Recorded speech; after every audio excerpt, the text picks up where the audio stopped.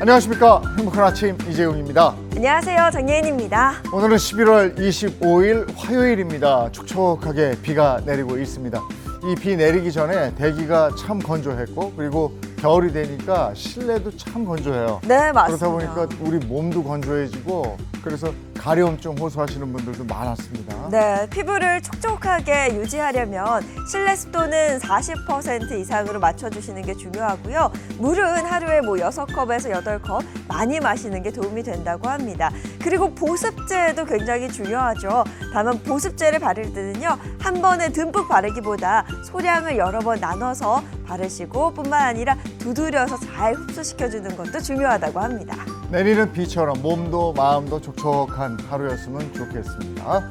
오늘도 많은 내용을 준비해놨습니다. 네, 그렇습니다. 자, 화요일의 행복한 아침은요, 김현우 소장과 함께하는 경제 레시피 뭐니 준비했고요. 또 이보은 선생님과 함께하는 맛있는 레시피죠. 4개 식탁 이어집니다. 오늘도 기대 많이 해주시고요. 자, 그럼 본격적으로 화요일의 행복한 아침 시작합니다.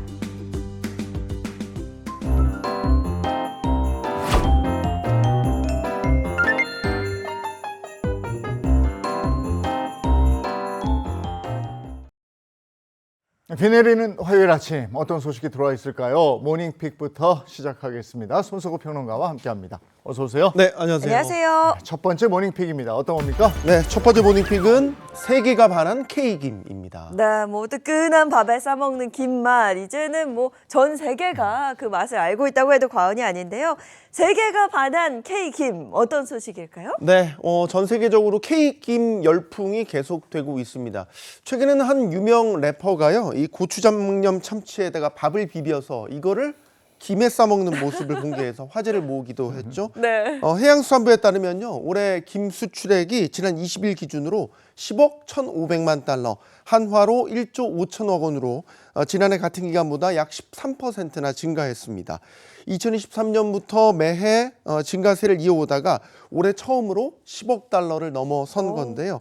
국가별로 봤을 때 김 수출액 1위 나라는 미국이었고요. 또 일본, 중국, 태국, 러시아가 상위 5개 나라의 이름을 올렸습니다. 네, 우리 김이 또 세계인의 입맛을 사로잡아서 세계인들의 식탁에 오른다니까 참 반가운 소식인데, 이러려면 공급량도 많이 늘어나야 되겠어요. 네, 전국에서 김을 가장 많이 생산하는 곳이 바로 전남입니다. 이 전남에서 전국 김 생산량의 80%를 차지하고 있는데요. 이 전남의 2026년산 김 생산량은 현재까지 11,000여 톤으로 지난해 같은 기간과 비교해 115%가 늘었고요. 생산량도 2배 이상 증가했습니다. 전남의 주요 김 양식지 신안군인데요. 신안군의 물김 생산량 50% 넘게 증가한 것으로 나타났습니다. 이 김과 관련해서 최근에는 우리나라가 제안한 김 제품의 세계 규격화 작업이 국제적으로 승인되면서요. 앞으로 한국이 이 김의 품질과 생산 기준을 선도할 수 있는 기반이 마련됐는데요. 이러한 움직임이 앞으로 김 수출 확대에도 더욱 기여할 것으로 전망되고 있습니다. 네, 우리 김이 이럴 줄 알았어. 맛있잖아. 아, 맛있잖아요. 네. 영양가도 좋고 세계인들이 제대로 이제 입맛을 찾았네요. 네. 더 기대가 됩니다. 다음 픽은요. 네, 두 번째 모닝픽은 김치 수출입 역대 최대입니다. 네, 김에 이어서 또 K푸드 하면 빠질 수 없는 게 김치인데요. 올해 김치 수출액과 수입액이 동시에 역대 최대를 기록할 것으로 전망된다고 합니다. 자세히 좀 전해주시죠. 네, 이 코로나19 이후로 이 건강식품에 대한 관심이 커졌죠. 여기에다가 최근에는 또 이 K푸드 열풍이 계속되면서 김치 수출액이 2022년부터 올해까지 매년 상승세를 이어왔는데요.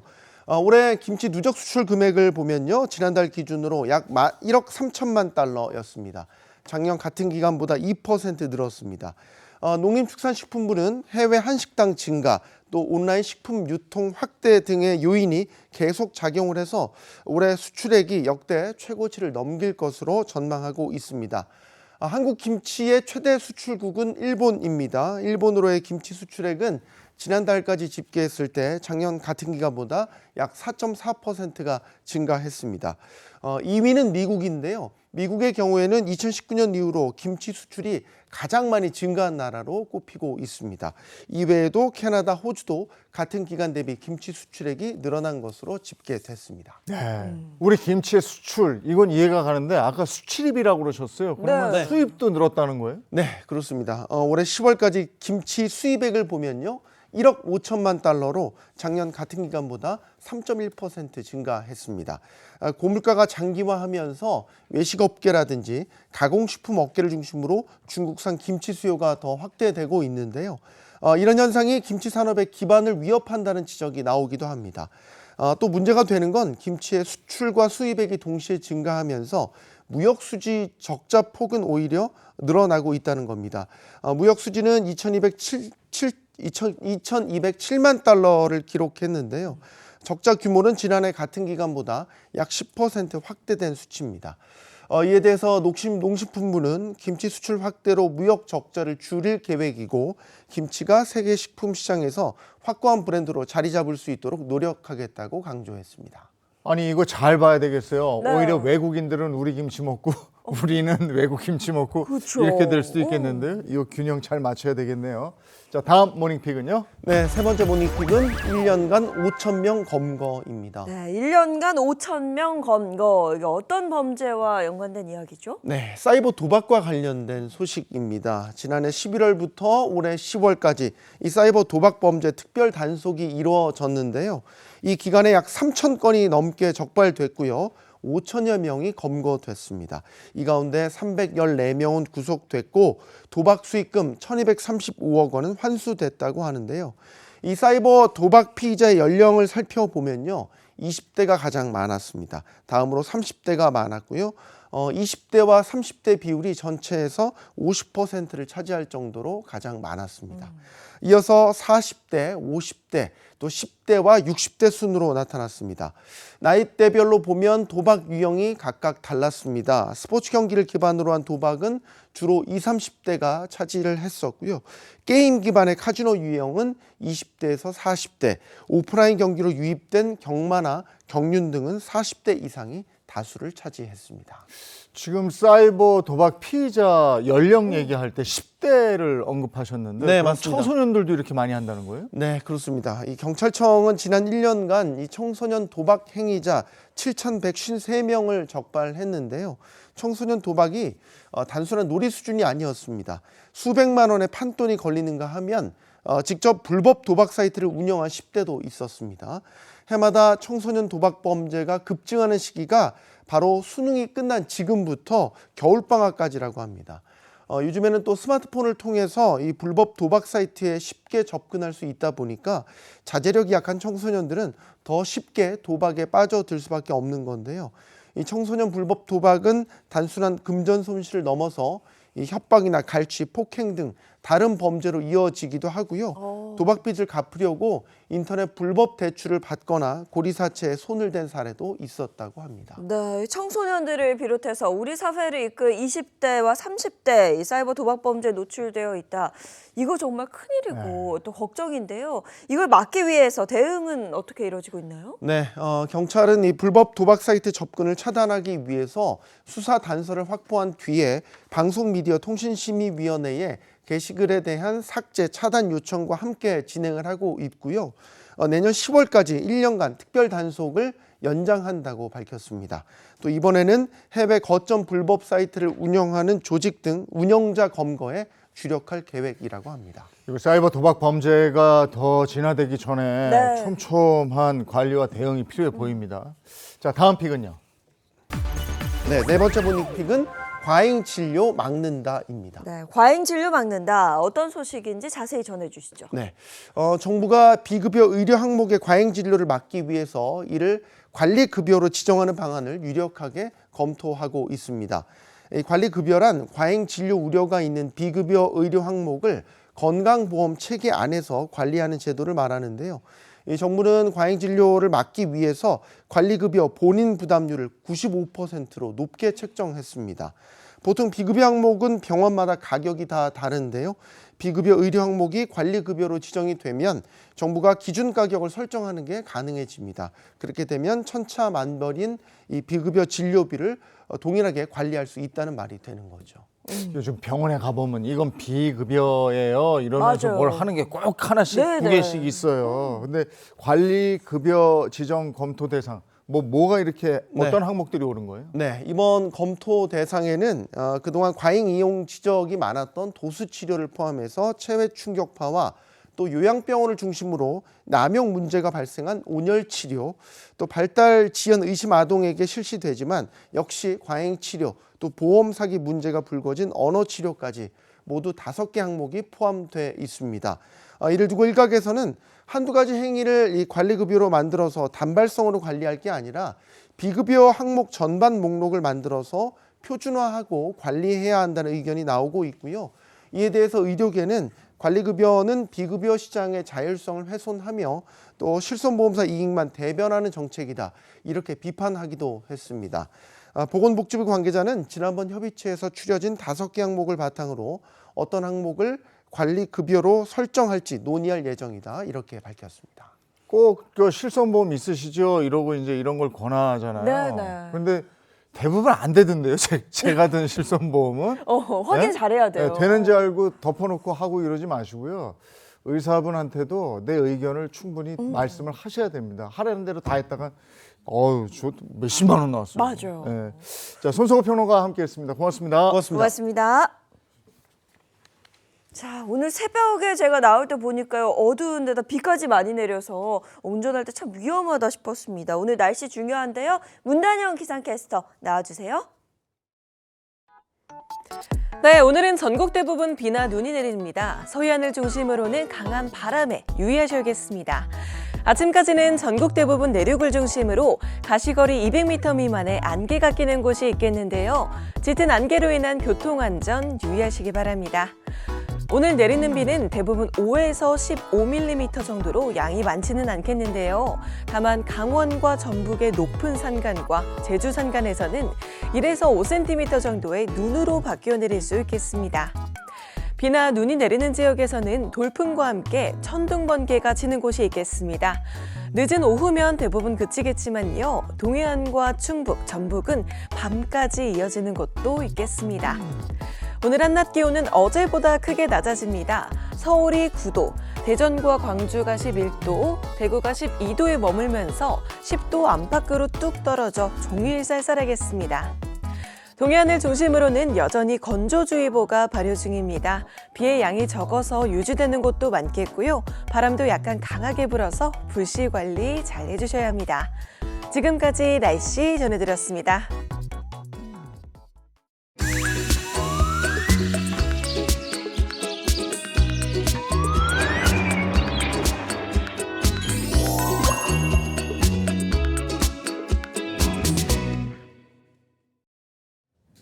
요즘 시민들에게 더 나은 일상을 만들어주기 위해서 지자체마다 다양한 노력을 하고 있는데요. 오늘은 이재용 아나운서가 그 현장에 직접 다녀오셨다고요? 네, 양산시 다녀왔는데요. 양산시 곳곳에서 제가 느낀 그 변화 함께 느껴보시죠.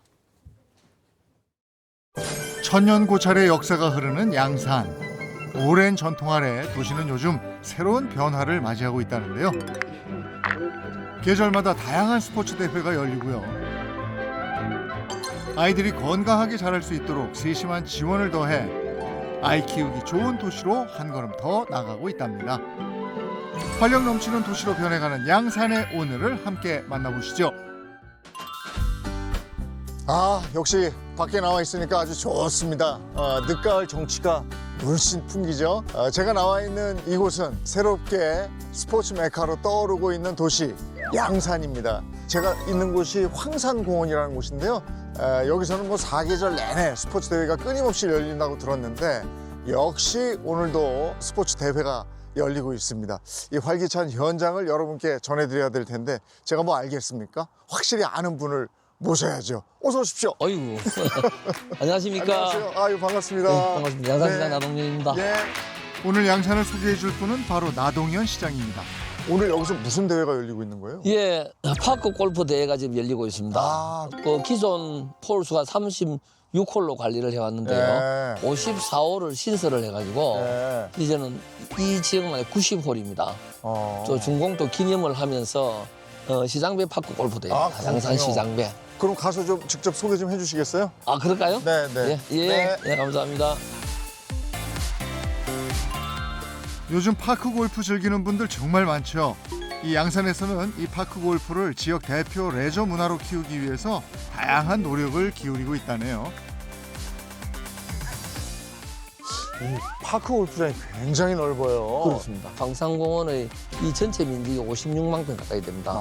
그리고 이 파크 골프장만 5, 6만 평 가까이 되는데요. 지속적으로 광산공원을 우리가 조성해 오면서 전국 하프레이스 1위로까지 예. 올라가 있는 지역입니다. 이 경관이 아주 수려하고 또 낙동강을 끼고 수변공원을 이루고 있기 때문에 파크 골프장의 그런 아주 장점이라고 할 수 예. 있겠죠. 지금 뭐 파크 골프 즐기는 분들도 아주 뭐 기분 좋게 예, 파크 골프를 다 같이 즐기고 있네요. 예. 아주 보기 좋습니다. 아주 즐기고 있습니다. 이렇게 파크 골프에 공을 들이는 뭐 특별한 이유가 있습니까? 파크 골프의 장점은 전 연령층에서 다 즐길 수 있는 스포츠죠. 특히 고령층에서 운동하기가 참 용이한 것이 한 게임을 하는데 단시간을 얘가 소요가 되고요. 네. 걷기도 되고 그리고 스윙을 하면서 몸 전체에 그 운동을 할 수 있는 이런 아주 메리트가 있는 네. 그런 운동이라고 생각합니다. 또 채 하나 가지고 하니까 하나 이게 가지고 좋더라고요. 예, 하나만 가지고. 골프는 채 여러 개잖아요. 이렇게 생활 스포츠가 일상 속으로 깊숙이 자리 잡으면서 양산은 이제 단순한 체육 도시를 넘어 스포츠 메카로 도약하고 있습니다. 다양한 스포츠 대회가 올해 양산에서 열렸던 것으로 알고 있는데 예. 어떤 대회들이 열렸습니까? 파크 골프 대회는 또 5월에 대통령배를 우리가 유치를 해서 전국에 있는 동호인들이 양산에 이렇게 찾아가지고 전국 대회를 한 네. 바가 있고요. 철인 3종, 내가 철인 3종 경기를 여기서 전국 대회를 치른 바가 있고요. 그리고 전국도 승마 대회를 우리가 가진 바가 있습니다. 그리고 12월에는 전국 하프 마라톤 대회를 원래 마지막으로 우리 양산에서 개최하게 됩니다. 전국에서. 시장님도 운동 좋아하시나 봐요.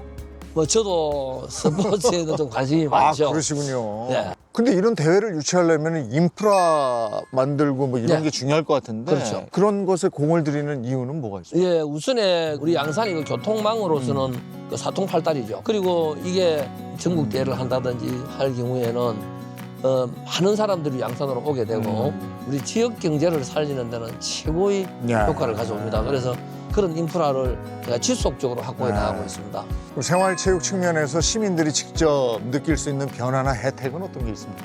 우선에 우리 시민들에게는 그 시설을 이용을 할 때 요금 인하 거의 이제 공짜로 이용하는 부분들이 많고요. 그다음에 프로그램들을 계속 지속적으로 네. 확대를 해나가고 있습니다. 그걸 연관을 시켜가지고 우리 시민들이 어떤 건강한 이런 삶을 유지를 함으로 해서 그 건강보험에 어떤 들어가는 그 비용을 줄일 수 있는 효과도 가져오는 데이터들도 저희들이 가지고 있습니다만 여러 가지 스포츠를 통한 우리 시민 의식 또 그다음에 화합 이런 것까지도 다 만들어낼 수 있도록 시의 그 시정 방향을 그런 쪽에다가 집중적으로 하고 있습니다. 네. 그래서 인프라도 계속 만들어가고 있고 그렇습니다. 오늘 황산공원에 와서 이 파크 골프 대회 열리는 것만 봐도 그렇고 네. 시장님 말씀 들어보니까 왜 양산이 이 스포츠 도시로 거듭나고 있나 이걸 뭐 알 수 있습니다. 예. 근데 이 스포츠의 변화뿐이 아니고 또 다른 변화도 있다면서요? 지금 저출산 시대이지 않습니까? 결국 육아 문제가 제일 그 문제라고 생각을 하거든요. 육아 부분에 대한 이런 부분을 우리 시정에다가 아주 중점 과제로 하고 있습니다. 그쪽으로 한번 모셔봤으면 좋겠네요. 네, 그럼 그쪽에 가서 또 양산의 새로운 매력을 발견해 볼까요? 그럴까요? 예, 가보시죠. 감사합니다. 양산의 육아를 든든하게 지원하는 중심축. 여기에 오면 바로 알 수 있다고 합니다. 여기가 우리 양산시 육아종합지원센터입니다. 아이와 예. 그 부모가 그 돌봄과 배움을 네. 함께 그 나누는 그러한 장소입니다. 이곳은 미취학 영유아를 대상으로 다양한 프로그램을 지원하는 포괄적 육아 전문 기관인데요. 육아에 필요한 용품은 기본, 백일상과 돌상까지 지원해주고요. 백일과 돌엔 셀프 스튜디오까지 무료라고 합니다. 영유아를 위한 그림책과 장난감 대여까지 여기서 끝이 아니랍니다. 시간 단위로 보육을 제공하는 시간제 보육 서비스도 운영한다네요. 이게 진짜 부모들이 급한데 아이를 막 맡길 데가 없을 때 발만 동동 구르거든요. 그렇습니다. 이게 꼭 필요한 시설이네요. 부모의 양육 부담을 경감을 시켜줄 수 있도록 네. 이렇게 되는데 일반 어린이집에서도 운영을 하고 있는 곳이 이렇게 있습니다. 이제 여기는 우리가 영유아를 이용해서 하고 네. 있습니다만은 그 외에 지금 프로그램이 그 초등학교 방과 후에 우리 아이들을 관리할 수 있는 다학교 돌봄 센터를 운영을 하고 있는데 그 소득 수준과 관계없이 네. 우리 아이들을 이제 케어를 해주는 이런 곳입니다. 학습 지도도 해주고 네, 그렇게 하고 있습니다. 그거 많이들 좋아하시겠네요, 시민들이. 그럼요. 3호점까지 해가지고 지금 열고 이렇게 하고 있고 맞벌이 가정, 네, 그렇죠. 또 다자녀 가정 이런 쪽에서 이용 수요가 네. 최근에 와서 늘어나고 있습니다. 그런 추세입니다. 앞으로 육아 지원 방향은 어떻게 구상하고 계십니까? 예, 지금 본원이 여기서 제가 운영을 하고 있으면서 웅산 쪽에 거기도 얘가 분원을 운영할 계획에 들어가 있습니다. 그러면서 우리 원도심 지역에도 그 장난감 도서관을 얘가 내년 3월에 현재 지금 준비 중에 있습니다. 아이들이 살기 좋아야 부모도 살기 좋다. 이게 바로 양산시가 추구하는 육아 정책 방향이라네요. 요즘에는 이제 가족의 형태가 굉장히 다양해지면서 예. 그 사람만 가족으로 생각하는 게 아니고 예. 그 반려동물들도 가족으로 생각하는 가정이 많은 것 같아요. 그렇습니다. 그런 시설이 또 있다면서요? 있습니다. 반려동물 그 지원센터가 있습니다. 아, 거기도 좀 가볼 수 있을까요? 예, 거기도 가보시죠. 예, 그러시죠. 이번엔 반려동물을 위한 전문 공간이 있다고 해서 찾아가 봤습니다. 예, 여기가 네. 우리 지난 7월에 네. 개관했는 반려동물 지원센터입니다. 예. 예. 이거는 예방 접종을 마친 우리 반려견들이 보호자와 견주와 함께 또 즐기기도 하고. 그 여기는 이제 조그만 개들이고 예, 저쪽은 큰 개들이. 예, 맞습니다. 분리를 해서. 아, 그렇지. 예, 저는 또 이제 맹견 또 때로는 예. 물림 사고 같은 그렇죠. 것도 안전에는 예방을 하고 전혀 문제가 없도록 예. 그렇게 관리를 하고 있죠. 물어볼까? 물고 왔어. 개들도 여기 오면 야 신난다 이거 이러고. 봐보세요. 얼마나 좋아합니까, 애들이. 애들도 이게 공동체를 이루면서 완전 가족처럼 이렇게 지내니까 엄청 좋아하더라고요. 그 반려주들 간에도 소통도 하고 네. 정보도 나누고 네. 이렇게 할 수 있도록. 애견 인구 많아지는데 진짜 다들 좋아하시겠어요. 예. 여기가 이제 여기 지금 뭐 하고 있는 거예요? 애들 먹이를 만드는 애 교육을 하고 있는 곳입니다. 그렇군요. 네. 이곳은 반려동물뿐만 아니라 보호자에게도 도움되는 프로그램들이 다양하게 준비되어 있고요. 편의시설도 잘 갖춰져 있어서 보호자들 사이에서도 인기 만점이라고 합니다. 그리고 이 센터에서 가장 중요하다는 곳을 직접 찾아가 봤는데요. 여기는 반려동물 입양센터. 입양센터입니다. 여기는 새로운 가족을 만나기 위해서 제가 대기를 하고 있는 애들입니다. 우리가 새로운 주인을 만나는 횟수가 영원하게 160, 70건 이렇게 됩니다. 제법 되네요. 그럼 그 단순하게 보호소 개념을 넘어서 건강 진단 또 기본 훈련도 마치고 사후 관리까지도 그렇게 하고 있습니다. 네.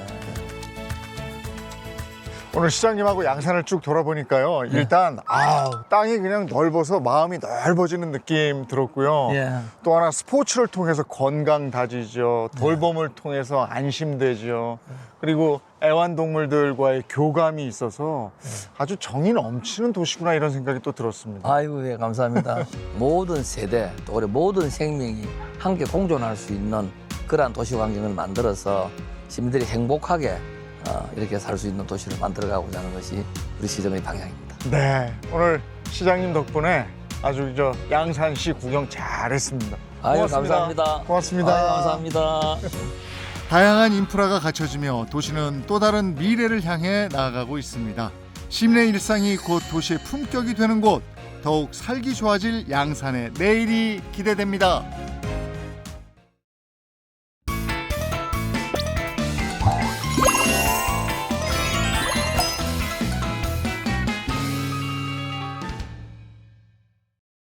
네, 다양한 돈에 대한 궁금증을 풀어봅니다. 화요일의 경제 레시피 머니 시간입니다. 네, 김현우 소장님, 신인선 씨, 그리고 오늘은 특별히 한 분 더 모셨는데요. W은행 연금사업부의 김민영 과장님 함께합니다. 반갑습니다. 하나, 둘.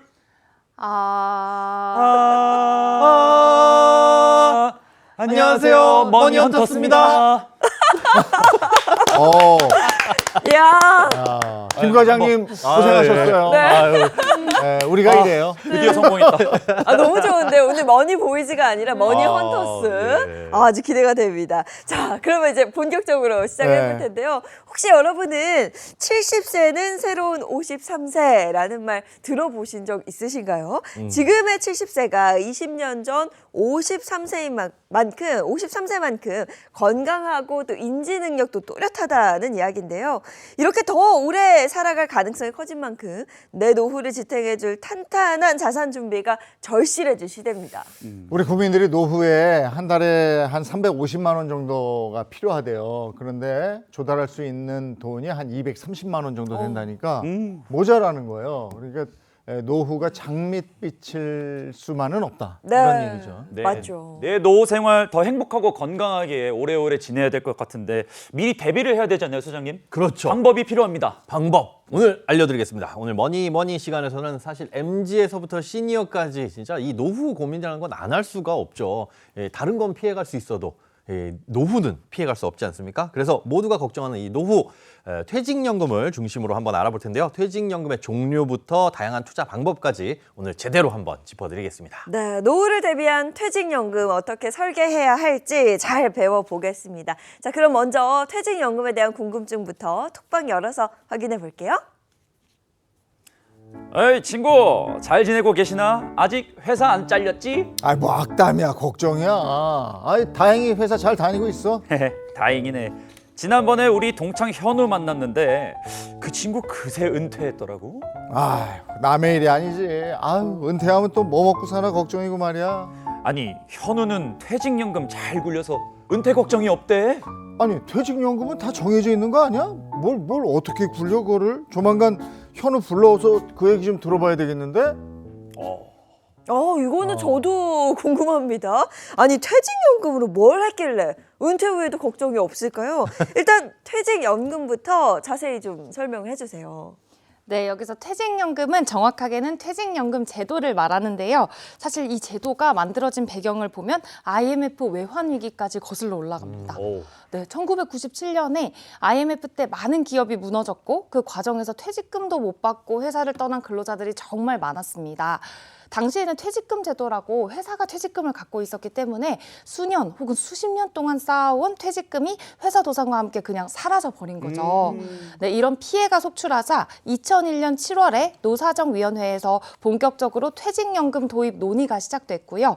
결국 2005년 12월부터 근로자 퇴직급여 보장법이 시행되며 퇴직연금 제도가 출범했습니다. 네, 이런 배경에서 시작된 퇴직연금 제도는요, 퇴직급여를 회사 안에 두지 않고 사회금융기관에 적립해서 운용을 해서 근로자가 퇴직할 때 안전하게 퇴직급여를 수령할 수 있도록 하는 노후 소득 보장제도라고 생각하시면 됩니다. 그럼 이 퇴직연금 규모가 상당할 것 같은데 실제 규모는 얼마나 돼요? 네, 2005년 12월 말에 도입됐다고 말씀을 드렸잖아요. 그때부터 이제 근로자들의 퇴직금이 어딘가 금융기관에 차곡차곡 쌓이고 있는 건데 1년 만인 2006년 이 말에 금융권 전체 퇴직연금의 적립액이 7,567억 원 정도였습니다. 이후에 이제 꾸준하게 증가세를 보이면서 2009년에는 10조 원, 그리고 2019년에는 200조 원을 돌파를 했고요. 그러다가 작년 2024년 말에는 그 전년 대비 13% 정도가 증가한 431조 7천억 원을 기록하면서 퇴직연금 제도 도입 후 처음으로 400조 원을 돌파를 했습니다. 와, 400조 원이요? 정말 엄청난 규모인데 그만큼 이제 퇴직 이후의 삶을 어떻게 준비하냐가 중요한 시대다. 이런 거 알 수 있는 것 같습니다. 네, 그런데 퇴직연금 좀 찾아보면 종류가 굉장히 다양하더라고요. 솔직히 이게 조금 헷갈렸습니다. 명쾌하게 정리 좀 부탁드리겠습니다. 네, 사실 퇴직연금이 좀 어렵잖아요. 그래서 좀 정리를 해보겠습니다. 먼저 확정급여형이 있는데요. 보통 줄여서 DB라고 합니다. 이 DB형은 근로자가 받게 될 퇴직급여가 미리 정해져 있습니다. 그래서 우리가 퇴직할 때 받는 금액은 퇴직 시점의 평균 임금의 근속 연수를 곱한 이 계산식으로 확정이 되어 있기 때문에요. 근로자가 얼마 받을지 이미 정해져 있습니다. 그래서 반대로 회사는 그 금액을 맞춰주기 위해 매년 일정 수준 이상의 외부 금융기관에 적립을 해야 하시고요. 그 돈을 어떻게 굴릴지도 회사가 결정하게 됩니다. 그래서 DB형은 쉽게 말해 근로자는 받을 금액이 확실하고요. 회사는 그 약속을 책임지는 방식이라고 생각하시면 됩니다. 확정급여액은 그러니까 확정된 금액을 회사가 책임진다 이런 거고 그러면 다른 유형은 뭐예요? 네, 다른 유형은 확정기여형이라고 있습니다. 줄여서 DC형이라고 하는데요. 이건 DB랑 정반대로 회사에서 매년 근로자의 연봉의 12분의 1 이상을 개인 계좌에 납입을 해줘요. 그러면 그 다음부터 그 돈을 어떻게 굴릴지는 근로자가 직접 결정할 수 있습니다. 그래서 예금처럼 뭐 안전하게 넣으실 수도 있고요. 펀드나 채권, ETF 같이 투자를 하실 수도 있습니다. 그래서 DC형은 쉽게 말해 회사에서 돈을 넣어주면 그 돈을 어떻게 굴릴지는 근로자가 선택하는 방식이라고 보시면 됩니다. 확정급여형은 운영 주체가 회사가 되는 거고, 그리고 확정기여형은 돈은 회사가 넣어주고 운용 자체는 내 스스로 네. 하는 거 두 가지로 네, 하게 네. 됐네요. 뭐 DC형과 DB형은 정리가 됐는데 그럼 만약에 제가 회사원이에요. 근데 회사에서 네. 이 퇴직연금 어떻게 운용할래? 라고 딱 물어보면 갑자기 머리가 멈추고 어떻게 해야 되지? 고민이 좀 될 것 같거든요. 네, 이게 회사에 들어가면 입사를 할 때 고르라고 합니다. 근데 신입사원 입장에서 나는 지금 회사 생활도 안 해봤는데 DB형, DC형 뭘 골라야 돼? 모르죠. 네, 혼란이 올 텐데요. 일단은 내가 다니고 있는 회사에서 DB형, DC형 제도를 둘 다 도입을 해놔야 둘 중에 하나를 선택을 할 수가 있습니다. 뭐 DB형 하나만 골라져 있으면 그것만 선택을 해야 되기 때문에 내 회사에서 어떤 제도를 운영을 하고 있는지 보셔야 되고요. 자, DB형 같은 경우는 앞서 말씀드린 것처럼 퇴직하는 시점에 평균 급여가 중요합니다. 이게 회사가 책임지고 그 돈을 주기 때문에 내가 운용을 어떻게 하든 잘하든 못하든 상관이 없어요. 그래서 임금 인상률이 높은 회사일수록 그리고 퇴직할 때 임금이 높은 회사일수록 DB형이 유리하다 이렇게 생각해 보시면 되고 우리 회사는 대리나 과장님이나 차장님이나 부장님이나 그냥 월급이 그저 그래. 오래 일해도 그렇게 크게 임금이 올라가지 않아. 차라리 그럴 바야 내가 굴리는 게 낫겠다. 내가 투자 수익이 더 기대 수익이 높겠다. 이런 분들은 DC를 선택하셔가지고 매년 한 번씩 받는 그 한 달치 월급을 잘 굴리시는 게 DC형은 유리하다고 볼 수가 있습니다. 그러니까 퇴직연금 제도를 선택할 때도 일종의 전략이 필요하게 되는 건데 그 직장인들은 이게 가능하지만 네. 우리 같은 프리랜서나 자영업자 분들은 방법이 없는 겁니까? 아닙니다. 그런 경우에는 개인형 퇴직연금인 IRP를 이용하실 수가 있는데요. 근로자, 자영업자, 프리랜서 등 소득만 있으시면 누구나 가입이 가능합니다. 뿐만 아니라 퇴직금을 일시금으로 받으신 사람은 물론이고요. 지금 퇴직연금 DB나 DC에 이미 가입되어 있으신 직장인분들도 추가로 이 IRP 계좌를 가입하셔서 본인이 원하는 방식으로 자유롭게 운용이 가능합니다. 전 궁금한 게 퇴직연금 제도를 활용하시는 분들 중에서 실제로 자기가 운용하는 그런 분들이 많은지 회사에 맡기는 분들이 많은지 실제로는 좀 어떻게 나와 있어요? 네, DB형, DC형. 자, 인선 씨라면 그러면 DB형, 회사가 책임지고 굴려주는 거. 예. 아니면 내가 회사는 못 믿어. 내가 하겠어. 예. DB형, DC형 뭐 고르시겠어요? 저는 일단 수익률을 좀 높일 수 있다면 아. 조금 투자를 해서 네. 제가 운영하고 싶습니다. 역시. TC 네. 컨트리뷰션. 다른 사람들은 어떻게 하고 있는지 봤더니요. 2024년 말 퇴직연금 적립액 이제 431조 원 정도가 되는데요. 이 중에서 DB형이 214조 6천억 원, 49.7% 거의 절반을 차지하고 있고 그래요? 그 다음이 확정기여형 그리고 개인형 IRP 요 순서였습니다. 아직은 DB형이 많습니다. 바꿔야 되나? 이게 퇴직연금이라서 그런지 조금 안정적으로. 네. 그렇죠. 이거 뭔가 보장을 받고 노후와 관련된 거기 때문에 손해를 감수하지 않겠다. 이런 분들이 좀 많은 것 같아요. 그런데 최근 들어서 이 퇴직연금 운용하는 데 있어서 주목할 만한 변화가 있다면서요? 네, 앞서 확인하셨듯이 아직까지는 확정급여형의 비율이 가장 높은 건 사실입니다. 하지만 최근 몇 년간 그 추이를 살펴보면요. 눈에 띄는 점들이 있는데요. 우선 DB형 적립금 비중이 49.7%로 가장 크긴 하지만요. 전체에서 차지하는 비중은 꾸준히 줄어드는 추세라는 겁니다. 네, 반대로 DC형은 118조 4천억 원으로 전년 대비 17조 원, 약 16.8% 증가했는데요. 가입자가 계속 늘면서 해마다 10% 중반대 성장률을 꾸준히 보이고 있습니다. 그리고 가장 눈에 띄는 게 바로 IRP입니다. IRP 적립금이 98조 7천억 원으로 전년 대비 23조 1천억 원, 무려 30.6%나 증가했는데요. 2년 연속 30% 이상 증가하는 아주 가파른 성장세를 보여주고 있습니다. 결국 개인이 투자하는 쪽으로 방향이 많이 바뀌었다는 건데 그럴 이유가 있을까요? 몇 가지 이유가 있는데요. 먼저 DB형의 매력이 예전만 하지 않다는 점입니다. 과거에는 사실 그 장기 근속하면 연봉이 크게 올랐거든요. 맞아요. 네, 근데 퇴직 직전 이제 임금이 높아져야지 이제 DB형 같은 경우에는 매력적인 구조여서 그런 임금 구조였기 때문에 퇴직금을 많이 받을 수 있는 DB형이 유리했거든요. 그런데 최근에는 임금 체계가 바뀌면서 연봉이 잘 안 오르는 구조가 됐습니다. 신입과 오래 한 근무 직원의 임금 격차도 너무 많이 줄어가지고 그러다 보니까 DB의 이제 계산 기준인 직전 평균 연봉의 매력도가 떨어졌습니다. 그리고 한 가지 중요한 건 또 퇴직연금의 운용 환경이 개선됐다는 점인데요. 최근 몇 년간 관련 규제들도 많이 완화되고 상품도 많이 가입할 수 있는 상품의 종류가 늘었고요. 또 모바일 기반 환경이 많이 개선되면서 투자 접근성이 훨씬 좋아졌습니다. 그래서 이러한 변화들 때문에 자연스럽게 내가 직접 운용하는 DC형이나 IRP로 퇴직연금이 이동하는 추세입니다. 이 퇴직연금에도 투자 바람이 불고 있는 것 같은데요. 계속해서 퇴직연금에 관한 궁금증 톡방 열어서 확인해 보겠습니다. 보여주세요. 인선 씨, 우리 퇴직연금 말이야. 이거 투자 한번 제대로 해보자고 했잖아. 그랬지. 뭐 더 얘기할 거 있어. 근데 아무리 고민해도 나는 퇴직연금은 손해가 안 났으면 하거든. 무조건 안정적인데 투자하는 게 어때? 난 그건 좀 반대인데. 투자가 왜 투자야? 손해를 감수하고서라도 하는 거지. 그래야 보상도 큰 거고. 그러다 크게 손해보고 본전도 못 찾으면 어떡해. 남들 투자 수익 보고 부럽기만 한 건 괜찮아?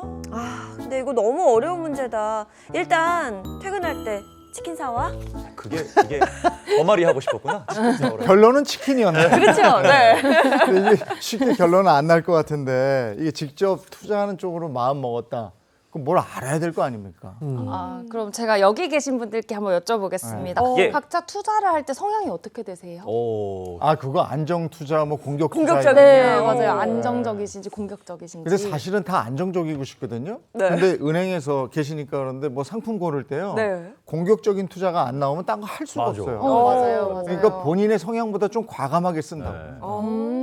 저도 가장 공격적인 공격형. 그러니까 어딜 정말요? 그렇게 안 하면 상품 들 수 있는 게 별로 맞아요, 없어요. 그렇군요. 네, 안정형, 공격형이세요? 저는 막내라서 네. 사실 그냥 엄마 아빠가 하라는 대로 해요. 그게 안정형입니다. 네, 엄마 아빠 말이 아빠형. 안정형이에요. 안정형. 네, 이러시면 안 되고요. 네, 방금 이제 대답해 주신 것처럼 이제 투자를 하겠다고 마음을 먹었어도 어떤 분은 안정형이 최고의 가치시고 어떤 분은 나는 이제 공격적으로 해야지 많은 상품을 가입할 수 있으니까 공격형으로 가겠다 하시는 분들이 많은데요. 이왕 투자한 거 위험을 감수하고도 고위험을 추구하시는 분들이 생각보다는 많습니다. 그런데 어쨌거나 이렇게 본인의 투자 성향을 일단 먼저 파악하시고 나서 투자 상품을 선택하시면 되는데요. 안정성을 우선하시는 분들은 아무래도 원리금 보장형 상품을 선택하시면 될 것 같고요. 조금 더 수익을 노려보고 싶다 하시는 분들은 실적 배당형 상품을 선택하시면 됩니다. 그럼 자세히 좀 알아보죠. 원리금 보장형과 실적 배당형 각각 어떤 상품이 있을까요? 네, 원리금 보장형, 말 그대로 원금과 이자를 보장해준다. 우리가 머릿속에 떠올리는 대표적인 상품, 예금, 적금 뭐 이런 거 있죠. 거기에 플러스 보험회사에서 판매하는 아주 만기가 짧은, 보통 한 10년, 20년 생각하잖아요. 여기서 원리금 보장형 보험, 이율 보증형 보험 같은 경우는 뭐 2년, 3년짜리도 있습니다. 이런 상품이 이제 원리금 보장형이고, 반대로 실적 배당형 상품은 그 실적에 따라서 나한테 배당받는 금액이 달라지는 그런 상품들이에요. 국내외 주식형 펀드, 뭐 채권형 펀드 이런 펀드들이 대표적이고, 또 ETF, TDF 이런 상품들도 있습니다. 현재 적립금 중 원리금 보장형을 보니까 82.6%. 아직도 많은 사람들이 나 이거 원금은 보장돼야 되지 않아 이렇게 선택하시는 분들이 많이 있고요. 그래도 실적 배당형 상품이 지난해 대비 53%나 늘어나면서 퇴직연금이 이제는 단순히 저축을 넘어서 투자 중심으로 그 개념이 바뀌고 있다. 이런 모습을 보여주고 있습니다. 단도직입적으로 물어보겠습니다, 소장님. 네. 부모님을 빨리 벗어나야 되기 때문에 네. 수익률이 뭐가 높습니까? 전 그게 중요해요. 수익률 높은 것 좀 이거 알려주세요. 과장님이 좀 알려주세요. 네. 수치상으로만 비교해 보자면 우선 2024년 퇴직연금 연간 수익률은 4.77%였거든요. 있거든요. 여기서 운용 방법별로 수익률을 분석해 보니까 원리금 보장형은 3.67%, 실적 배당형이 9.96%로 나타났습니다. 하지만 이 수치만 보고 실적 배당형이 답이구나 이렇게는 생각하지 마시고요. 각 유형별로 뚜렷한 장단점이 있습니다. 원리금 보장형은 가장 큰 장점이 안정성입니다. 원금이 보장되니까 막 시장이 출렁출렁 거릴 때도 마음이 편한 그쵸. 장점이 있습니다. 네. 근데 그만큼 장기적으로는 기대할 수 있는 수익률은 낮다라는 한계가 있고요. 퇴직연금처럼 10년, 20년 가져가는 상품 같은 경우에는 물가 상승률을 생각하지 않을 수가 없는데 이에 못 미치는 경우가 정말 생기기도 합니다. 반대로 실적 배당형 상품은요, 투자 성향에 맞게만 선택하시면은 장기적으로 더 높은 수익률을 기대하실 수 있다는 장점이 있습니다. 하지만 하이 리스크, 하이 리턴이라는 말이 있잖아요. 그래서 시장 상황에 따라 원금 손실 위험도 분명히 있고요. 투자 경험이 많지 않은 분들 같은 경우에는 혼자 운용하기가 다소 어려운 부분도 분명히 있으니 주의하셨으면 좋겠습니다. 예, 지금 말씀하신 대로 일반적으로 혼자 이 투자 결정을 해야 되고 이러니까요. 막막한 경우도 많고 네. 이 돈이 보통 돈입니까? 노후에 내 삶을 책임질 돈이기 때문에 네. 보수적으로 판단하는 경우가 상당히 많더라고요. 네. 예. 이게 쉽게 투자할 수 있는 방법이 뭐가 없겠습니까? 있습니다. 이게 보통 우리가 젊었을 때는 조금 공격적으로 투자를 하고 나이가 들수록 조금 안전자산을 늘려라, 안정적으로 투자해라 이런 말이 있잖아요. 말은 다 아는데 그러면 공격적으로 어느 비중으로 어떻게 투자를 해야 돼? 라고 이제 궁금하신 분들이 많이 선택하는 이 TDF라는 펀드가 있습니다. 타겟 데이트 펀드, 앞글자를 딴 펀드인데요. 이 펀드는 어떤 목표 시점을 정해놓고 그 시점이 다가올수록 안전자산의 비중을 늘리는 펀드라고 보시면 될 것 같아요. 예를 들어서 TDF 2050, 이 2050은 2050년을 의미하는 말이거든요. 2050년 은퇴 예상 연도가 내가 2050년이다. 그럼 TDF 2050, 혹은 2040년이다. 그럼 TDF 2040 이런 펀드를 선택하시면 그 펀드 안에서 2050년이 될 때까지, 2040년이 될 때까지 펀드 안에 있는 돈을 주식 비중은 줄이고 점점 줄이면서 그 해당 목표로 하는 그 시점이 도달했을 때는 채권의 비중을 100%로 맞추는 이런 펀드라고 보시면 돼요. 그러니까 스스로 뭐 안전자산과 뭐 공격형 자산의 이 비중을 조절을 하기 어려우신 분들이 이런 펀드 하나 딱 선택을 해놓으면 정해져 있는 시점에 갔을 때는 안전자산의 비율이 뭐 100% 이렇게 맞춰져 있으니까 고민하기 어렵다, 나는 골치 아프다, 이런 거 신경 쓰기 싫다 하시는 분들의 어찌 보면 대안이 될 수가 있는 거겠죠. 그런데 이런 뭐 TDF 같은 상품도 있지만 제도적으로 이 노후 자금을 보호하는 차원에서 마련된 이런 일종의 브레이크 같은 게 네. 있다던데요? 저처럼 아주 공격적으로 투자를 좋아하시는 분들한테는 이 브레이크가 상당히 마음에 안 들 겁니다. 바로 안전자산 30% 룰 혹은 위험자산 70% 룰이라고 부르는 규정이 있는데요. 현행 퇴직연금 계좌에서는 내가 아무리 공격적으로 투자를 하고 싶어도 위험자산은 최대 70%까지만 담을 수가 있어요. 그러면 어떤 게 안전자산이고 어떤 게 위험자산이냐? 예적금이나 채권처럼 원금이 보장되는 상품을 안전자산 쪽으로 분류를 하고요. 주식형 펀드나 뭐 리츠처럼 원금 손실의 가능성이 있거나 큰 이런 상품들을 위험자산으로 분류를 합니다. 뭐 노후자금 수익도 중요하다면 안전을 우선하는 그런 개념에서 여기에 도입이 된 것 같은데 저같이 공격적으로 투자하는 사람들한테는 조금 걸림돌이더라고요. 나라에서막은 공식적 올인 금지. 예. 뭐 그러네요. 그런 올인 느낌이네요. 금지. 올인하고 네. 싶은데. 네. 근데 이건 말고 퇴직연금 관련된 또 제도적 장치가 있을까요? 네, 퇴직연금에는 사전 지정 운용 제도, 보통 디폴트 옵션이라고 부르는 제도가 있습니다.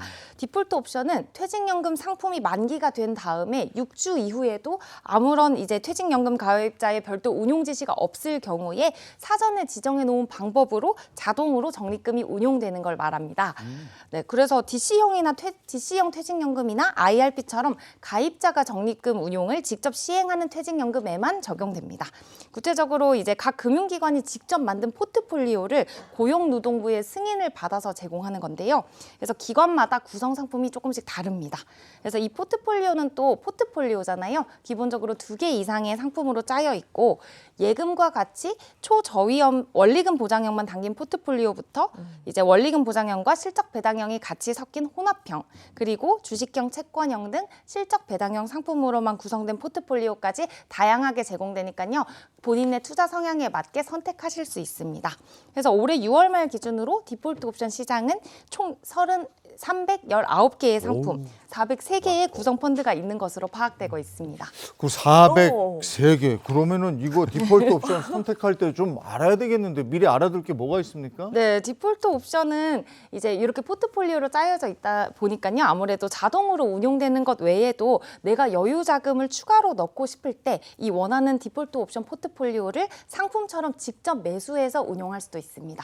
이걸 옵트인이라고 하는데요. 다만 한 가지 주의해야 할 점은 포트폴리오 안에 있는 개별 상품만 따로 가입하시거나 일부만 환매하시는 게 불가능합니다. 예를 들어 이제 3개 상품이 있는데 난 이것만 가입하고 싶어서 가입을 한다거나 가입을 했는데 이것만 해지하고 싶어서 따로 해지하시는 건 안 된다는 점을 좀 이해해 주셔야 할 것 같습니다. 네, 뭐 투자를 적절히 잘해서 퇴직연금을 불리는 것도 굉장히 중요해 보이는데요. 근데 또 한 가지 세금 문제 있습니다. 퇴직연금은 세금 납부 어떻게 처리되죠? 네, 세금이 이제 조금 다른데 퇴직연금은 기본적으로 세금을 나중으로 미루는 구조인 과세 이연 방식을 씁니다. 운용하면서 벌어들인 이자나 배당 수익 같은 거는 그때그때 원래 세금이 붙기 마련이잖아요. 근데 세금이 그때그때 붙지 않고 퇴직해서 돈을 받을 때 연금으로 받거나 중도 해지해서 인출할 때 세금이 붙는 구조라고 생각하시면 됩니다. 예를 들어 정기예금만 봐도요. 우리가 일반 계좌에서 가입하면 15.4% 배당 소득세 떼고 이자를 받거든요. 근데 이제 퇴직연금 안에서 정기예금을 가입하면은 이제 이자를 떼지 않고 원금에 이자가 딱 붙은 100%로 현금성 자산으로 들어와서 다시 재투자를 할 수가 있습니다. 그래서 이 금액 전체를 가지고 투자하다 보니까 우리가 흔히 아는 복리 효과가 굉장히 크게 나고요. ETF 분배금이나 수익 증권의 이제 이익금 같은 경우에도 마찬가지로 이제 소득세가 바로 빠져나가지 않고 바로 현금성 자산에 다 쌓이기 때문에 이를 이용해서 재투자를 할 수가 있는 것이고요. 그래서 퇴직연금에서는 정기예금 이자든 ETF 배당이든 채권 이자든 연금으로 받기 전까지는 모두 과세가 이연되기 때문에 이 장점을 이용해서 자산 관리를 더 효율적으로 하시면 좋을 것 같아요. 그리고 이제 곧 뭐 돌아오는데 연금 연말정산 할 네. 때도 이게 도움이 돼요? 그렇죠. DC형하고 IRP 여기에 이제 개인이 납입하는 금액은 연말정산 때 세액공제 혜택을 받을 수 있죠. 이 연금저축 계좌하고 이 동일한 혜택을 주는데요.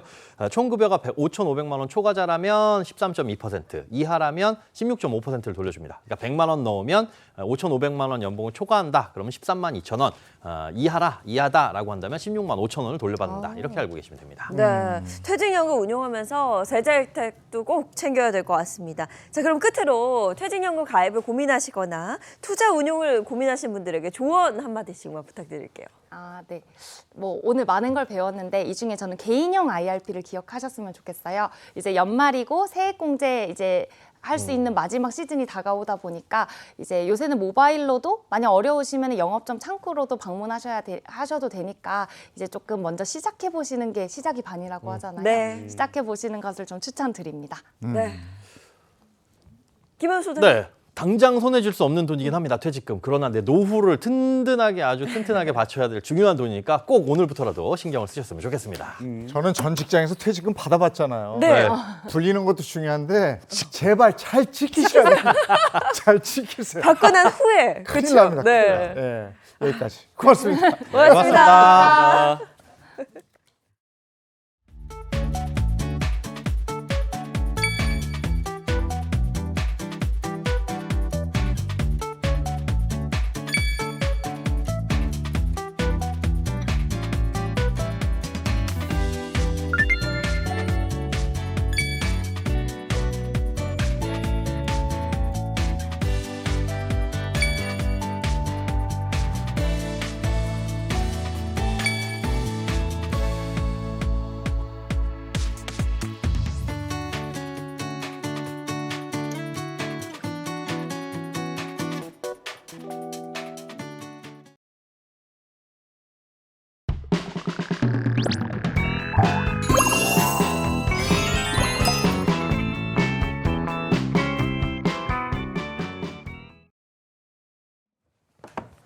네, 행복한 아침 함께하고 계신 지금 시각이 8시 18분을 넘어섰습니다. 이번엔 맛있는 얘기 좀 할게요. 이번에 4개 식탁 시간입니다. 이번 선생님 어서 오세요. 안녕하세요. 안녕하세요. 반갑습니다.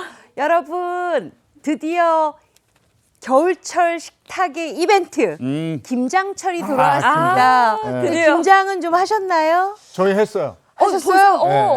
보여주면 그러셨구나. 아직인데. 아, 그래요? 아직이죠? 네, 아직이에요. 네.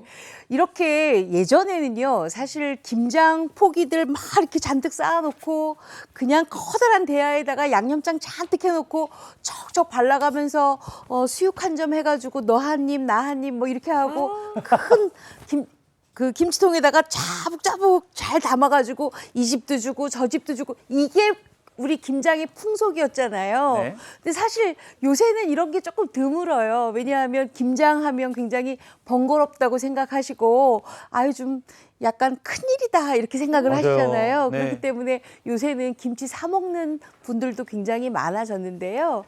그래서 제가 오늘 준비를 했습니다. 요것만 딱 준비를 하시면 정말 1년이 편해집니다. 바로 알아두면 매년 편해지는 김장 특집을 준비를 했는데요. 바로 이번 주하고 다음 주 2주간에 걸쳐서 아주 맛있는 김장 특집을 제가 준비를 했습니다. 그 첫 번째는요. 바로 요거 하나만 만들어 놓으면 와우. 김장 100% 할 수 있다. 그것도 쉽고 간단하게 할 수 있다는데 바로 만능 김치 양념입니다. 요거 하나 만들어 놓으시잖아요. 그러면 파김치, 깍두기, 총각김치, 야. 배추김치, 갓김치 다 돼요. 원하시는 거 다 만드실 수 있고요. 그다음에 요거 요렇게 냉동실에 보관해 놓잖아요. 1년 동안 다 쓰실 수가 있어요. 그래서 요거 하나 만들어 놓으시면 여러분들이 굉장히 아 김장이 이렇게 쉽고 간편한 거였구나 하고 느끼실 텐데요. 오늘 이보은의 노하우가 가득 들어간 만능 김치 양념부터 한번 배워보시죠. 네, 요즘에 MZ 세대들 사이에서도 그 김장조끼 같은 거 일부러 사 입고 맞아요. 패션처럼 입고 다니거든요. 유행이에요. 그래서 MZ 세대들도 김장을 직접 담가보고 싶다는 제 네. 친구들도 굉장히 많은데 아, 그래요? 오늘 또 옛날에 김시스터즈 노래 중에 네. 김치 깍두기 있지 않습니까? 노래 연습 많이 하고 있는데 이보은의 명불허전 만능 김치 양념 주세요. 오늘 잘 배워서 친구들한테 널리 알려야 될 것 같아요. 맞아요.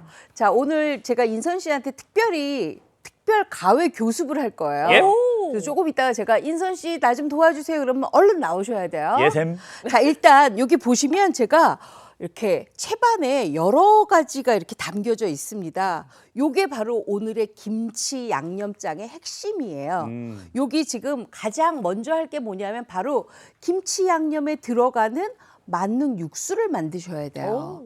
보통은 저도 다시마 우린물 하나 가지고 했었는데 김치를 담다 보니까 또 김장을 하다 보니까 점점 육수에 들어가는 푸짐한 재료들이 변하더라고요.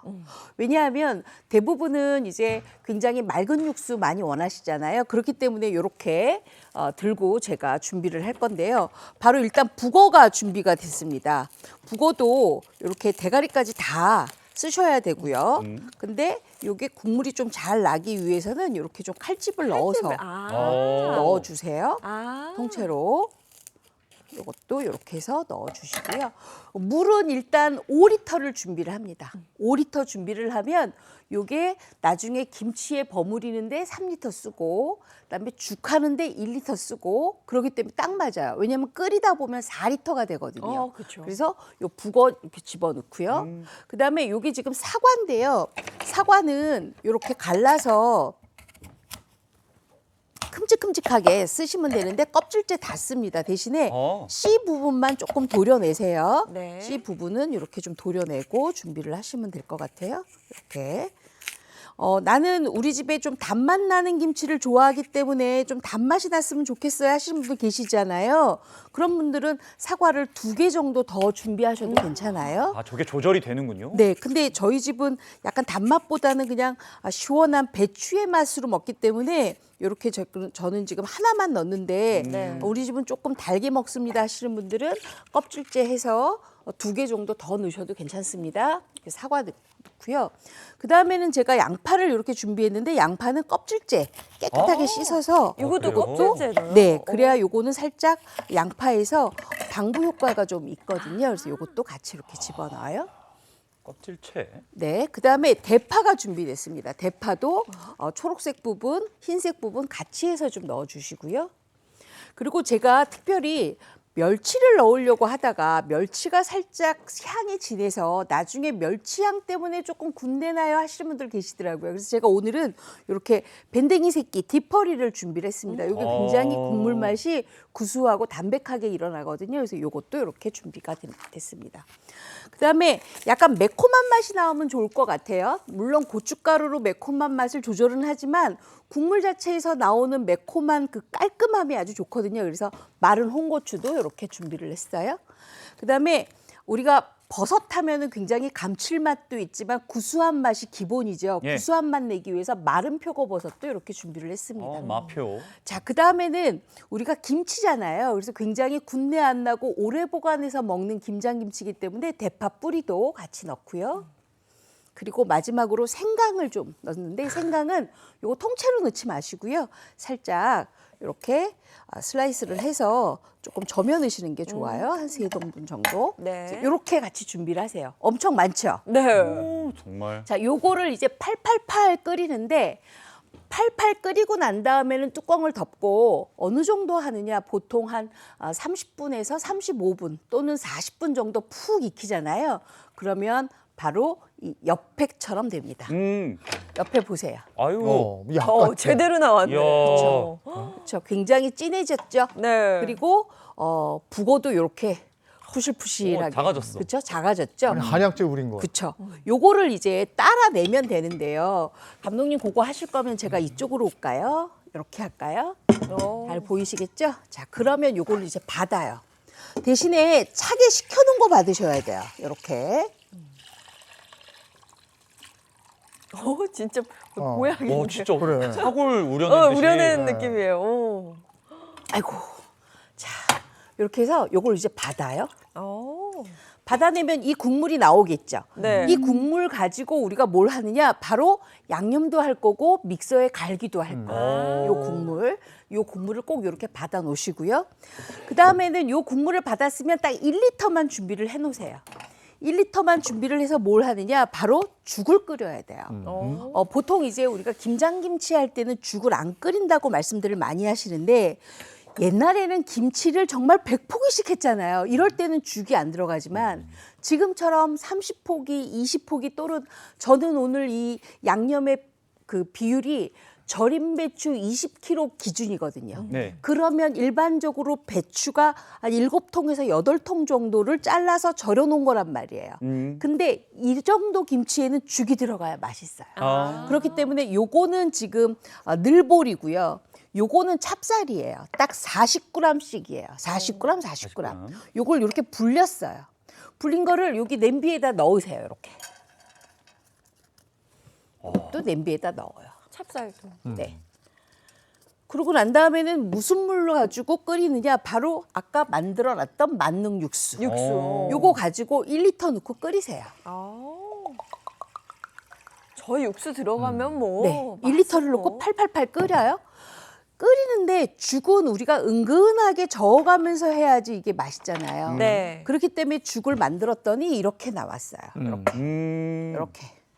안에 있어. 그렇죠? 아주 묽은 죽이 됐죠. 요거 네. 먹어도 될 정도로 맛있어요. 오. 자, 그랬으면 요것만 넣는 게 아니라 제가 1년 동안 보관해서 먹는다고 했잖아요. 그렇기 때문에 여기에 뭐가 들었냐? 바로 지금 겨울무 아주 맛있는 달달한 겨울무.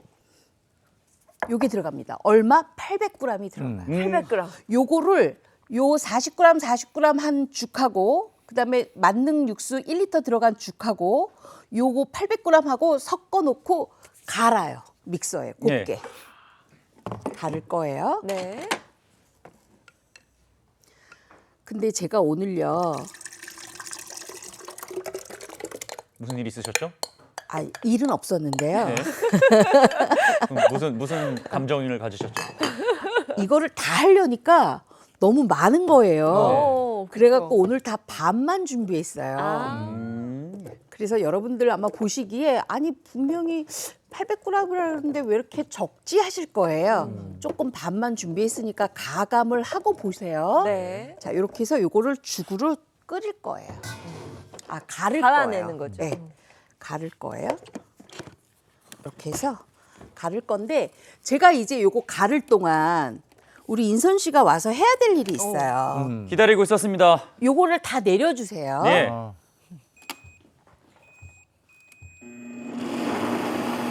어우. 곱게 갈아요. 아주 곱게 가셔야 돼요. 네. 무 입자도 없고 늘보리 입자도 없고 찹쌀 입자도 없을 때까지 가르세요. 네. 아주 고와야 돼요. 아주 곱게. 아 근데 김장할 때 이렇게 손이 많이 필요해요 원래. 같이 도와서 해야죠. 자, 이제는 밑에 있는 대야 좀 하나 올려주세요. 아 이거 많이 봤어요. 네, 드디어 나옵니다. 드디어 나옵니다. 예. 아 이거 하나만 있으면 뭐. 네, 김장 느낌 끝이에요. 나죠? 그렇죠. 네. 자, 곱게 갈아진 거 같죠? 네. 자, 곱게 갈아졌어요. 아주 곱게 가셔야 돼요. 자, 제가 저희 스튜디오에서 했을 때는 요거보다 더 곱게 갈았어요. 지금은 생방송이라 시간이 안 돼서 제가 요거밖에 안 갈았는데 더 곱게 갈았어요. 자, 그랬으면 이제 요 죽하고 와 진짜. 더 아까 곱게 그거 갈아요? 어디 갔어요? 이렇게 변한다고? 네, 다 곱게 갈았어요. 요거에다가 아까 이 만능 육수가 지금 총 4리터인데 3리터는 엿다 넣고 1리터는 아까 죽 끓였잖아요. 네. 그러니까 3리터만 여기에 부어요. 이 정도. 김장이 준비할 게 와, 많구나. 뭐 다 맞아요. 올라오는데. 자, 들어가니까 돼 있던데. 그렇죠? 자, 그랬으면 이제부터 우리 인선 씨가 옆에서 해야 될 일이 있어요. 여기 잠깐만 요거 좀 잡아주세요. 네. 자, 여기에 지금 고춧가루가 준비가 되어 있는데 워낙 절임 배추 20kg의 고춧가루는 1.5kg이에요. 근데 제가 오늘 반만 준비했습니다. 네. 요거 750g인데 요거 다 넣어요. 잘 섞어주세요. 아 좋은 것도 가지고 오셨네 고춧가루. 네, 잘 섞어주세요. 고와요 아주. 요게 지금 핵고춧가루예요. 음. 잘 저어주세요. 근데 그렇게 섞는 것보다는 이렇게 불려가면서 섞어야지 요게 맛있어요. 이렇게 잘 섞어줘요. 왜냐하면 요 작업을 잘 해야지만 우리가 요 양념을 했을 때 굉장히 요게 맛있는 양념이 만들어져요. 와 향기 끝내준다. 벌써. 그래요? 그렇죠? 예전에 우리 할머니 때 그 느낌 나요. 그래요? 보은 할머니가 만든 거예요. 아 누나는 누나죠. 그 양념 할머니가. 하나에도 저 정성이 들어가는 맞아요. 네. 자, 이렇게 지금 만들어졌잖아요. 그랬으면 저 같은 경우에는 스튜디오에서 요거를 이렇게 만들고 나서 한 1시간을 그냥 뒀어요. 왜냐하면 불면서 굉장히 고와지거든요. 근데 지금 그럴 시간이 없으니까 여러분은 댁에서 1시간 정도 그냥 두세요. 네. 그러고 난 다음에는 이제 양념을 넣습니다. 이제 양념. 어느 걸 넣냐 하면 자, 새우젓 200g. 아 새우젓 들어가야죠. 예, 근데 저는 지금 100g밖에 준비 안 했어요. 그다음에 까나리 액젓 200g. 자, 멸치 액젓 540g. 요거 아주 정확한 겁니다. 여러분들 아마 그 행복한 아침 홈페이지 가면 요거 다 있어요. 그거 보시고 하시면 돼요. 다진 마늘 250g. 어떻게 그걸 다 기억하세요? 조 앞에 써 있어요. 어디 있어? 있잖아요. 그다음에 다진 생강 40g. 저도 이거 기억하고 있었는데요. 네. 방송이니까 살짝 잊어버릴까 봐 그럼. 써달라 그래서. 요거 잘 섞으세요. 아 지금 해도 돼요? 네, 네. 잘 섞으세요. 네. 자, 그러고 난 다음에는 아까의 단맛은 우리가 뭐밖에 안 넣냐면 바로 사과밖에 안 사과. 넣잖아요. 물론 양파에서도 단맛이 나긴 해요. 그리고 여러분 북어에서 단맛 나는 거 아세요? 북어에서. 북어 오래 끓이면 단맛 맞아, 올라오거든요. 나요. 그렇기 오래 때문에 씹으면 나고. 네, 그렇죠. 그렇기 때문에 제가 일부러 여기에는 설탕 이런 거 안 넣는데 요거 지금 매실청이에요. 매실청 360g이에요. 자, 그리고 요거를 잘 섞으세요. 잘 섞고 난 다음에 어머님들이 그런 말씀하세요. 내가 이제부터 무채를 넣으려고 그랬는데 무채를 넣으니까 굉장히 뻑뻑해지는 것 같아요. 아직 무에서 수분이 많이 안 나와서 그런가 봐요 하시는데 이럴 때 넣어야 되는 게 있어요. 바로 다시마 우린물이에요. 다시마 우린물도 워낙 360g을 넣어야 되는데 저는 반만 좀 넣을게요. 예, 반 섞어주세요. 점점 향이 깊어져요. 하나하나 넣을 때마다 그렇죠? 아까도 맛있는 향이 나는데 지금 네. 더 업그레이드 됐어요. 그랬으면 예. 요거 보세요. 아까보다 훨씬 더 김치 양념이 이제 좀 잘 돼가죠. 자, 그랬으면 어머님들이 요거 이제 잘 불린 다음에 여기에다가 이 양념 간을 조금 하는데 얼마를 하느냐? 바로 굵은 소금 50g만 넣으세요. 저는 25g이에요. 딱 50g만 넣으시면 돼요. 네. 그럼 간이 맞는데 요거는 사실 딱 서울식 김치에 맞는 간이에요. 나는 조금 짭짤하게 먹어요 하시는 분들은 굵은 소금 조금 더 넣으시면 되고요. 나는 좀 달게 먹습니다 하시는 분들은 저 같은 경우에는 조청을 권합니다. 조청해 주시면 돼요. 자, 이렇게 해서 이제 잘 준비가 다 됐어요. 자, 그랬으면 한번 보실래요? 이렇게. 색깔 한번 보세요. 자, 이렇게 됐죠? 점성이 더 깊어졌어요. 그렇죠. 그랬으면 요거를 여러분들 지퍼백이나 이런 데다가 다 담아서 이렇게 냉동을 시켜서 냉동시켜주면 바로 요거예요. 이렇게 보관해도 돼요? 네, 그러면 냉동고 안에서 1년 정도 괜찮습니다. 요거 가지고 파김치 담으시고, 갓김치 담으시고, 배추김치 담으시고 다 하는데, 파김치 담을 때는 저희가 다음 주에 하긴 할 건데, 그때는 멸치 액젓으로 절이는 과정이 하나가 더 들어갑니다. 요거는 그대로 깍두기 담으셔도 좋은데요. 깍두기 같은 경우에는 2컵 정도 넣고 담으시면 굉장히 좋아요. 네. 근데 물론 소금에 살짝 절인 상태는 이루어져야 되겠죠. 그래서 김치를 담을 때는 여기에다가 무채만 썰어서 넣고 갓 썰어서 넣고 쪽파 썰어서 넣으면 끝이에요. 네. 오늘은 제가 요걸 준비해요. 이거 너무 좋아. 요거 지금 겉절인데요. 겉절이. 겉절이에다가 요거를 넣을 건데 몇 컵을 넣냐 하면 요게 지금 겉절이 2통이거든요. 네. 그래서 3컵을 넣고 겉절이를 담을 거예요. 맛있겠다, 겉절이. 와, 향기 미쳤다. 자, 요렇게. 그냥 양념만 먹어보고 싶어. 네. 그렇게 해서 요거 담을 거예요. 요거 좀 소금에 살짝 절여왔거든요. 또 좋은 것도 가져오셨네요. 겉절이. 요거 야, 배추 이거 한번 얼마나 먹어볼래요? 네. 배추 얼마나 맛있는지. 그냥 먹어도 맛있어요? 그럼요. 배추 달잖아요. 와! 절인 배추. 맛있죠? 아니, 소금에 절였는데 왜 이렇게 달지? 네, 요새 배추가 이렇게 달고 맛있어요. 자, 요렇게 이제 버무리는데 요거에다가 이제 버무릴 때 우리가 뭘 넣냐 하면 지금 여기는 쪽파도 안 들어가고 안 들어갔잖아요. 바로 대파를 조금 썰어서 넣거나 아니면 쪽파를 좀 썰어서 넣으시면 되고요. 네. 그다음에 이게 이제 다 버무려지면 맛있게 먹으라고 여기다가 뭘 넣으시냐면 바로 요거 넣으세요. 요거. 깻가루. 깻가루. 깻가루를 조금 넣어서 같이 버무려서 잡수시면 이야. 아주 맛있죠. 비주얼이 뭐 벌써. 이거 한번 제가 버무릴게요. 네. 그릇 좀 갖고 오실래요? 요거요? 저 아니, 자체가 밑에. 요리네. 밑에.